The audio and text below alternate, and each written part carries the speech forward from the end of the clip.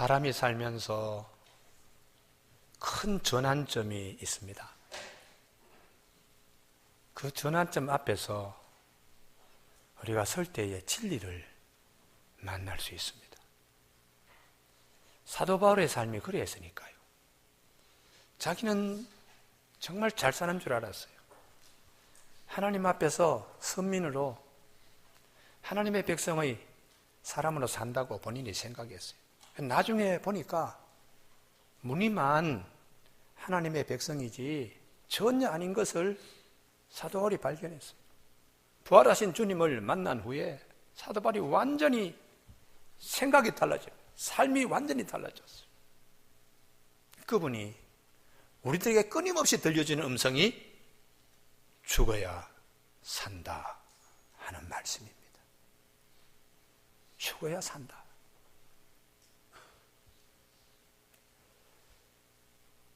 헌 신발을 벗지 않고는 새 신발을 신을 수 없습니다. 헌 옷을 벗지 않고는 새 옷을 입을 수가 없습니다. 헌 집을 헐어내지 않고는 새 집을 세울 수가 없습니다. 그래서 사도 바울이 우리가 죽어야 산다, 그렇게 말씀하고 있습니다. 예수님께서도 이 죽어야 산다, 이 말씀을 들려주시고 이게 얼마나 귀한 보화인가를 주님께서 마태복음 7장 6절에 개들에게 이거 던지지 마라, 이 귀한 진주를 돼지들 앞에 던지지 마라, 그렇게 말씀하고 있습니다. 사랑하는 교회 여러분, 어느 누가 덜덜덜덜 고장난 차, 언제 어떻게 가다가 그냥 큰 사고가 날지 모르는 이런 차를 늘 불안하게 끌고 다니는 그분에게 아주 인심 좋고 선심이 좋은 분이 외제 아주 좋은 볼보라든지 BMW라든지 벤츠 한 700 정도 이런 걸 만약에 공짜로 선물을 했다면 그분이 과거에 덜덜덜 거리는 차 아무렇게나 이건 뭐 이제 폐차될 건데 뭐 그러고 다니던 길과 운전 방식은 완전히 달라집니다. 이 고급 승용차를 아이고 어디 기스나면 안 되지, 아니 밑에 반바가 되면 안 되지, 이전 차 몰던 습관과 이전에 차를 대하는 그 태도가 완전히 달라집니다. 하나님께서 우리에게 최고급 승용차보다 더한 예수 그리스도를 우리에게 선물로 주셨습니다. 우리가 그 안에서 살 때에 이전의 삶과는 완전히 다르게 살아가야 합니다. 그래서 사도 바울이 이것을 요약해서 압축해서 죽어야 옛사람은 죽고 새 사람으로 살 수 있습니다. 할렐루야. 죄에서 죽어 우리는 부활의 생명에 참여하여 살 수가 있습니다. 이렇게 말씀을 하고 있습니다. 그러면 왜 이렇게 죽어야 산다 이런 말씀을 하는가 하면, 지난 주일 설교의 제일 마지막에 죄가 많은 곳에 은혜가 넘칩니다. 하나님의 은혜를 내가 감격하고 경험하면 할수록 내 안에 있는 작은 것까지도 환히 이렇게 보이는, 밝은 빛으로 가까이 가면 갈수록 나의 작은 허물도 다 이렇게 보게 되는 그 은혜에, 죄가 많은 곳에 은혜가 이렇게 넘치게 되다니, 이 고백을 우리가 하게 된다 하니까 말을 탁 받아서 6장 1절에 그러면 은혜 많이 받기 위해서 죄 더 많이 열심히 지으면은 은혜도 더 많이 받겠네 하고 이런 비아냥거리는 말 앞에 그럴 수 없어요.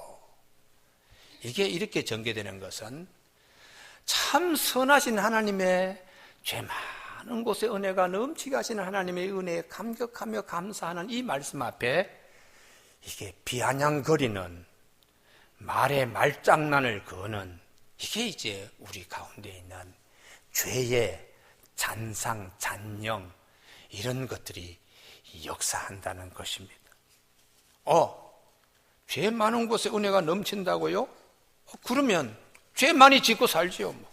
은혜가 계속 넘친다면 이렇게 비아냥거리는 거 보면 우리의 죄의 잔상 혹은 죄의 쓴뿌리가 얼마나 깊이 박혀 있는가. 남자분들 다 군대 갔다 온 경험들이 있습니다. 제대한 지 10년이 되었는데도 군대에서 경험한 것들, 주로 이제 맞은 것들, 또 죽고 사는 일 앞에 고된 훈련, 막 끔찍한 이런 일들을 제대하고 10년 지나고 제대하고 20년 지났는데도 꿈을 꾸는 거예요. 제대한 지가 얼만데 아직도 그런 악몽에 매여 있는가? 우리가 예수 그리스도와 합하여 세례를 받은 우리가 아직도 죄에 얽매여서 아직도 사망의 왕노릇하고 죄에 우리가 종노릇하면서 제대한 지가 언젠데 이렇게 사도 바울이 죽어야 삽니다. 이렇게 말씀하고 있습니다.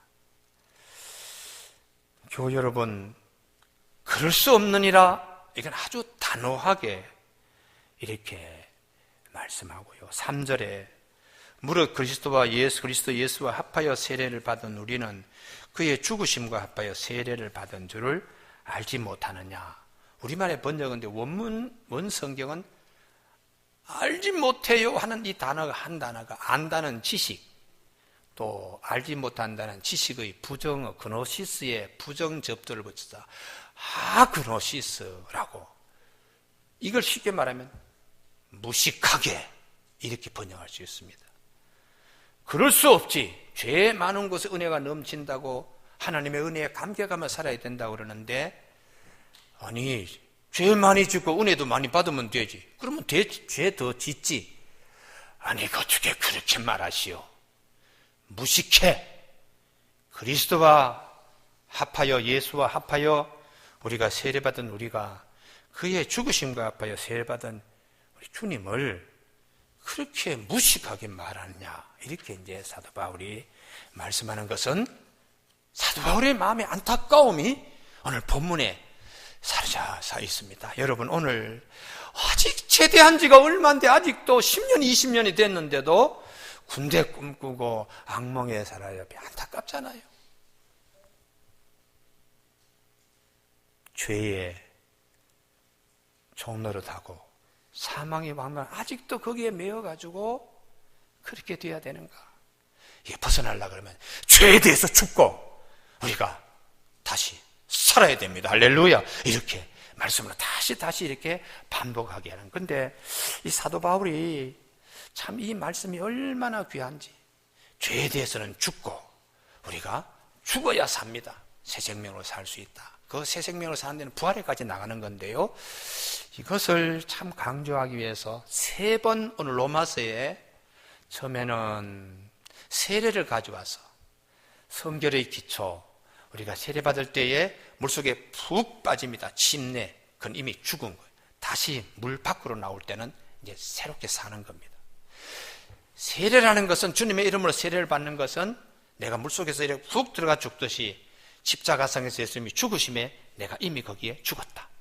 그리고 주님이 부활하심으로 물속에서 푹 다시 나오듯이 부활에 참여한다. 죽어야 산다.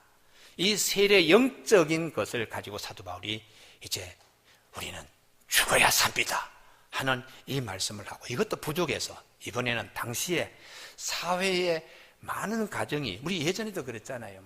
잘 사는 사람은 가정부 몇 명 두고 이런 시대가 있었죠.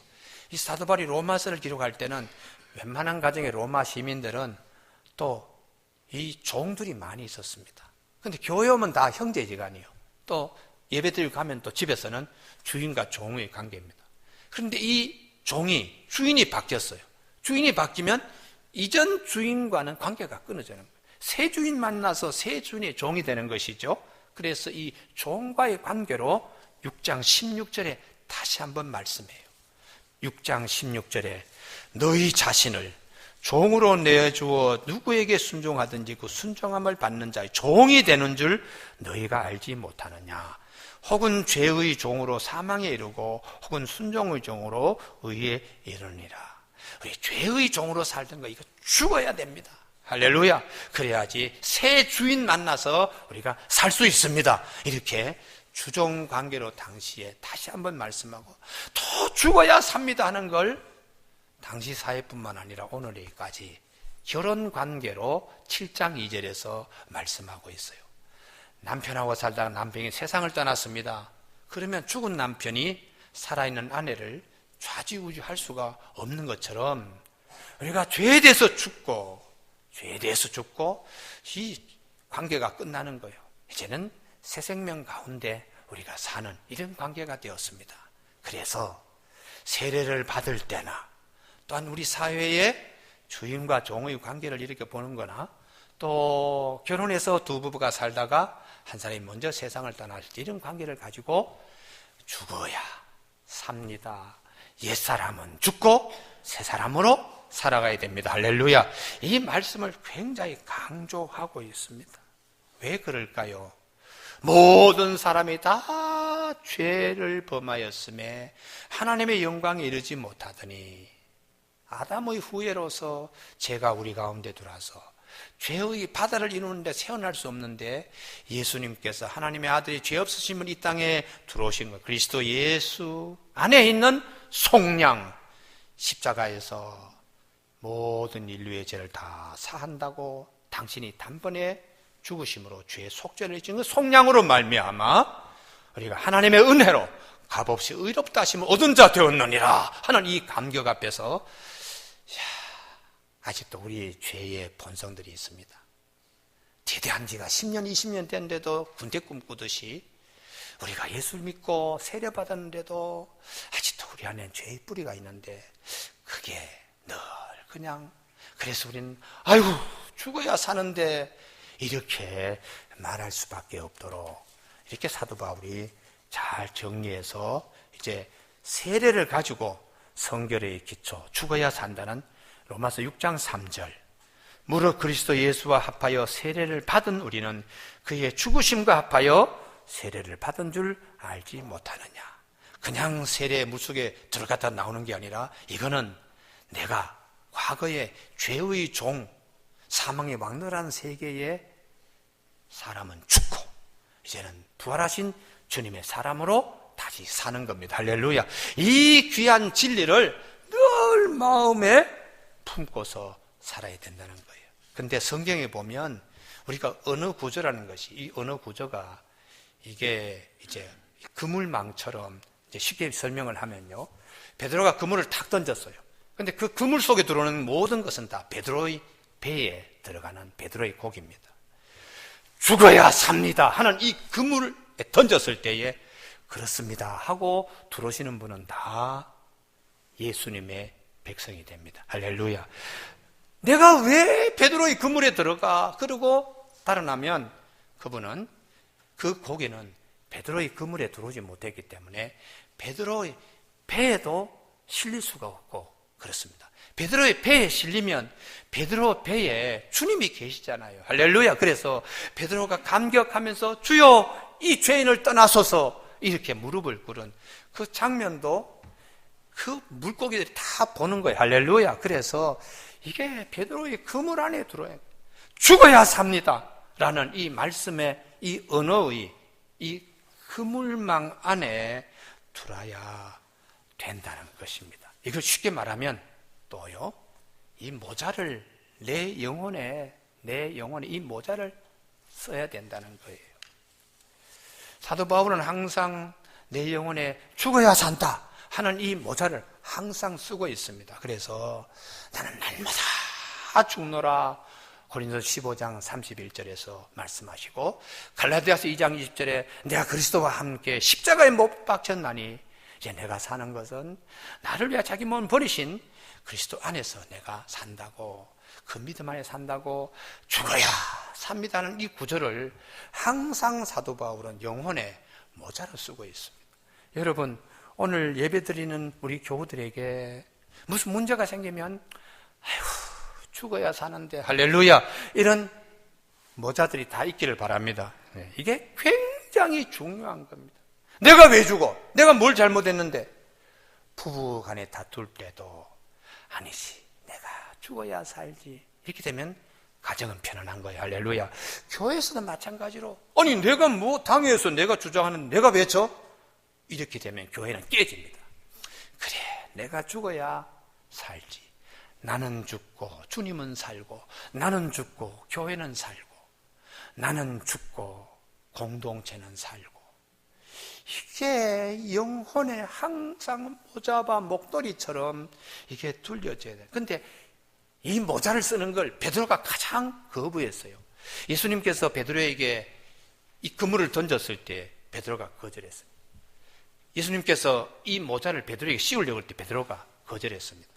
마태복음 16장에 세상에서 나를 누구라 그러더냐, 그때에 주는 그리스도시요 살아계신 하나님의 아들입니다 하고 베드로가 그렇게 고백하니까 주님이 깜짝 놀랐어요. 이 비밀을 아무도 알기 어려운데 어떻게 네가 아느냐? 이야, 하나님이 너를 사랑하셔서 지금 이렇게 알도록 지혜를 넣어주셨는데, 그래, 너 이름을 게바 반석이라고 해서 이 반석 위에 내가 교회를 세우겠다. 그리고 음부의 권세가 이기지 못하게 하겠는데 천국을 너에게 줘서 땅에서 매면 하늘에도 매고 땅에서 하늘에 풀리리라. 이렇게 큰 축복을 이렇게 나리니까 베드로가 아주 기쁘죠. 힘이 넘치고 은혜가 넘칠 때 주님이 이 그물을 던졌습니다. 내가 이제 예루살렘에 올라가서 대제사장과 장로들과 서기관에게 고난을 받고 그 다음에 십자가에 못 박혀서 3일 만에 내가 부활해야 된다는 걸, 다시 살아난다는 것을 비로소 주님이 말씀하시자 베드로가, 아니 예수님 무슨 말씀입니까? 죽으러 가시다니 이건 있을 수 없습니다 하고 예수님을 그냥 협박하듯이 붙들고 설득을 하는 겁니다. 그때 주님이 사탄아 내 뒤로 물러가라. 네가 하나님의 일은 생각하지 않고 사람의 일을 생각한다. 죽어야 산다 하는 이 모자를 씌우려고 그러니까 베드로가 막 펄펄 뛰는 거예요. 그때 주님께서 다시 한번 말씀합니다. 내 제자가 되어서 나를 따라오려면 자기를 부인하고 자기 십자가를 지고 나를 쫓아야 된다. 자기 목숨을 잃어버리면 천하를 다 얻어도 무슨 소용이 있느냐. 그러면서 죽어야 산다는 말씀을 베드로의 머리에 모자라 씌워주려고 그에게 그물을 이렇게 던지니까 베드로가 그냥 용납이 안 되는 겁니다. 그래서 주님이 다시 마태복음 17장에 변화산에 데리고 올라가서 하나님의 이 세계를 보여주면 베드로가 어떨까? 그래서 변화산에 데려가서 베드로가 그때 또 막 아주 감격했어요. 주를 위하여 하나는 모세를 위하여 하나는 엘리야에게 장막 셋을 짓게 참 좋습니다 하고 영원에 머무르고 싶은 그런 이제 마음을 주님 앞에 고백했지요. 그리고 주님이 베드로와 함께 이제 내려와서 야고보, 요한 이렇게 다 데리고 내려와 제자들에게 두 번째 다시 이 모자를 씌우려고 그래요. 죽어야 산다. 그래서 다시 내가 예루살렘에 올라가서 많은 고난을 받고 십자가에 못 박히고 다시 3일 만에 부활에 된 것을 다시 또 이 모자를 씌우려고 그러니까 제자들이 매우 근심하였다고 성경은 마태복음 17장 끝에서 말씀하고 있습니다.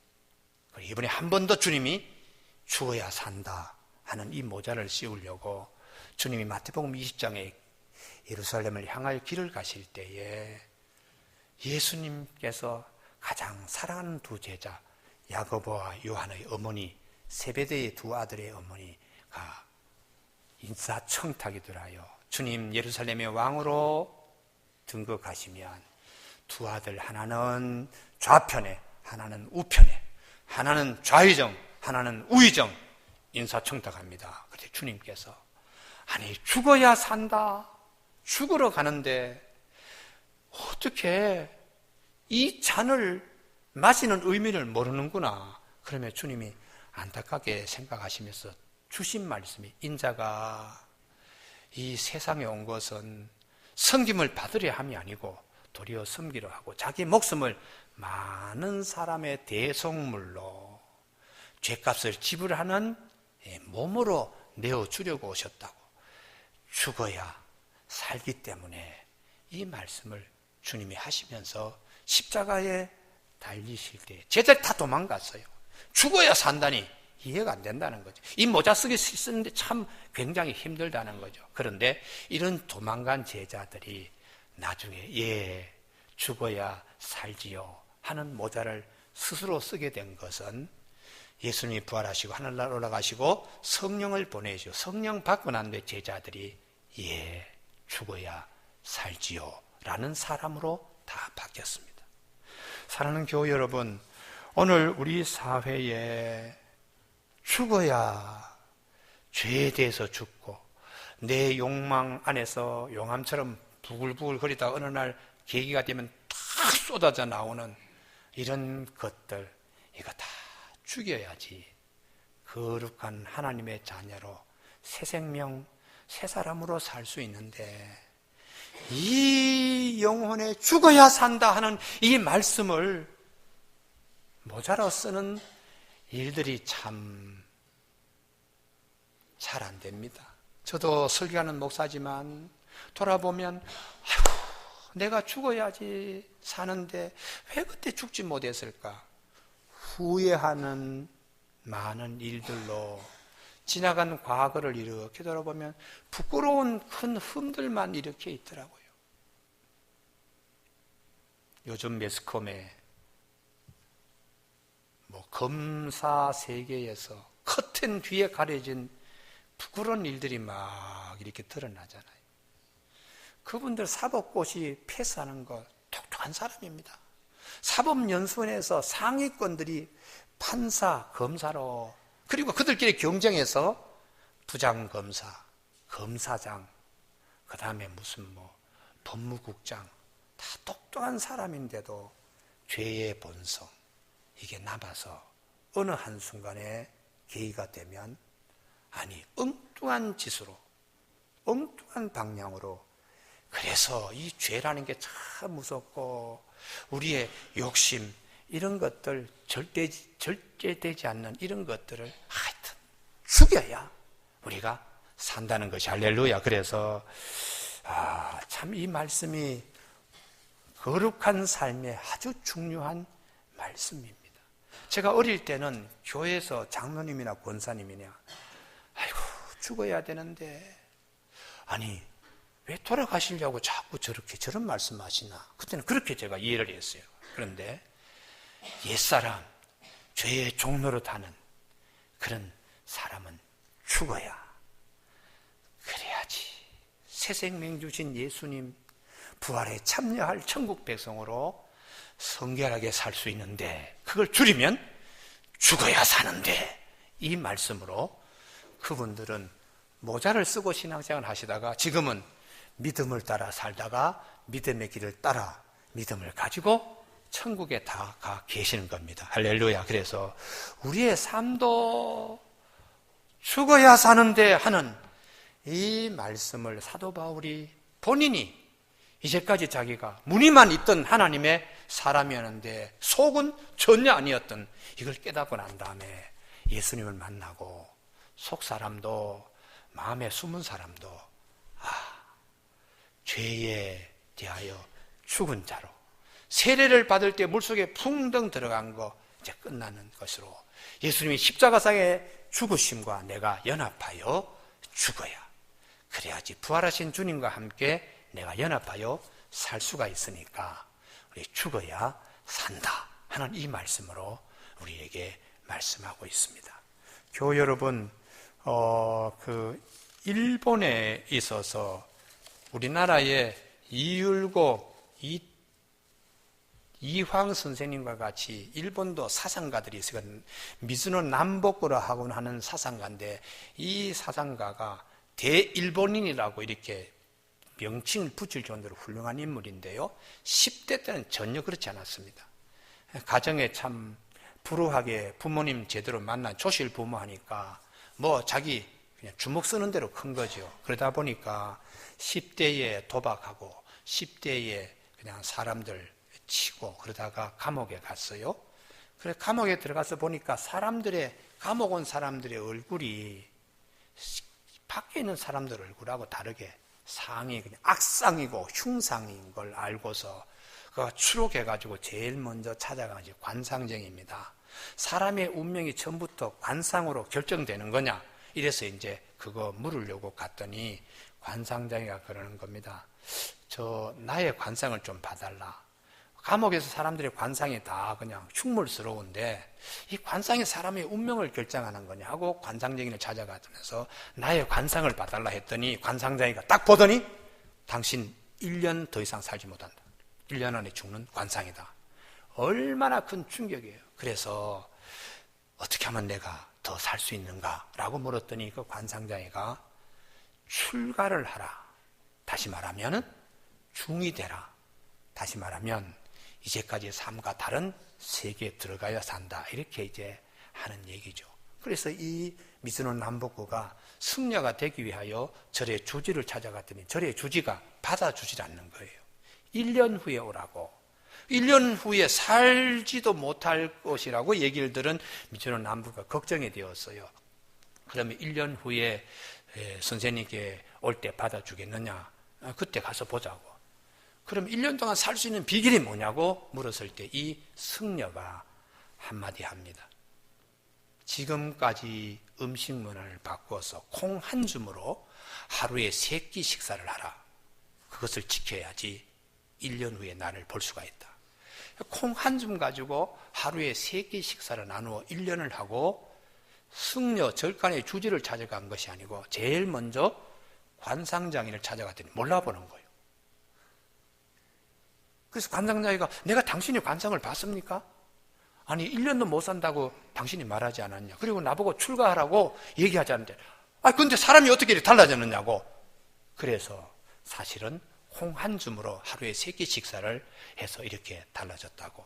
그러니까 그러면 그렇지 라고 관상제가 손뼉을 치더라는 거예요. 그때야 이게 내 하고 싶은 대로 먹고 싶은 대로 다 먹고 그냥 이렇게 하는 게 아니라 해도 절제하고 자기의 욕심을 줄이고 하면서 자기의 성격도 달라지고 자기의 얼굴도 달라지는 이걸 깨닫게 되었습니다. 그렇다면 많은 사람들이 얼굴과 그리고 관상 이걸 더 만져보려고 그러면 이발소에 머리 감아주는 사람으로 내가 들어가면 많은 사람의 얼굴을 통계학적으로 감각적으로 익힐 수 있겠다. 그래서 이발소에 머리를 감겨주는 사람으로 3년 동안에 가서 사람의 머리를 수백 명, 수천 명의 머리를 더담아요. 이것도 부족해서 머리는 보이는 것이 보이지 않는 몸을 좀 만지면은 도대체 사람이 어떻게 살아서 이렇게 그냥 돼 있느냐 싶어서 목욕탕에 때밀이로 3년 동안 가서 수십 명, 수백 명, 수천 명의 신체를 때밀이 하면서 다 이렇게 보는 거예요. 그리고 마지막 이렇게 살다가 마지막 사람이 어떻게 죽나 그것도 한번 골격도 봐야지. 그래서 화장터에 이 화부로 들어가서 죽은 시체를 다 3년 동안에 수십 명, 수백 명, 수천 명의 시체를 다 만지고 보면서 9년째 수업이 끝났을 때 그에게 딱 생각이 떠오르는 거예요. 욕심 많이 부리다가 그리고 이렇게 병들어 죽고 이렇게 한 줌의 죄로 갈 것인데 사람의 모든 것은 욕심에서 온다. 그래서 이 욕심을 가능한 음식도 적게 먹고 너무 그렇게 욕망의 덩어리가 되어서 그냥 어떤 계기가 되면 이게 불이 팍 붙어가지고 못된 짓도 하고 주체 없는 어떤 엉뚱한 일로 이렇게 빠져드는 것. 욕심, 이거 절제해야 된다라는 것을 깨치게 되었습니다. 그래서 사람들에게 상담도 하고 그러면서 그에게 제자들이 3,000명이 따르는 그런 미즈노 남복고가 되었습니다. 여러분, 야고보서 1장 15절에 욕심이 잉태하여 죄를 낳고 죄가 장성하여 사망에 이른다 이렇게 말씀하는 거예요.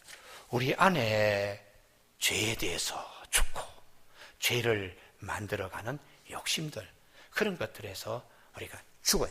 그냥 완전히 그냥 단절하면 부활하신 주님과 연합하여 새 생명, 새 삶을 우리가 살게 되는 것입니다.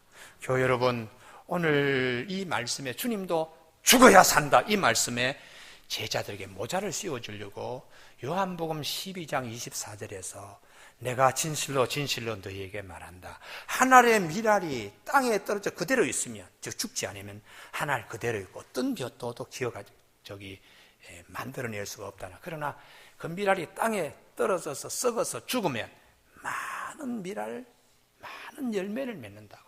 죽어야 산다는 말씀을 제자들에게 하셨습니다. 사도 바울이 죄 많은 곳에 은혜가 넘칩니다 할 때에 그렇죠. 우리가 죄에 대해서 죽고 하나님의 은혜로 살아야 되지요, 이렇게 화답해야 되는데 은혜가 넘치면 죄 많이 짓고 은혜도 많이 받지, 그리고 하는 말 자체가 어투가 우리 안에 얼마나 죄성이 삐딱하게 말하는 거, 그냥 갈고리 끊어서 이렇게 말하는 이런 것들이 우리 안에 아직 죄의 잔영이 남아있다는 걸 알고 결코 그렇게 할 수가 없다.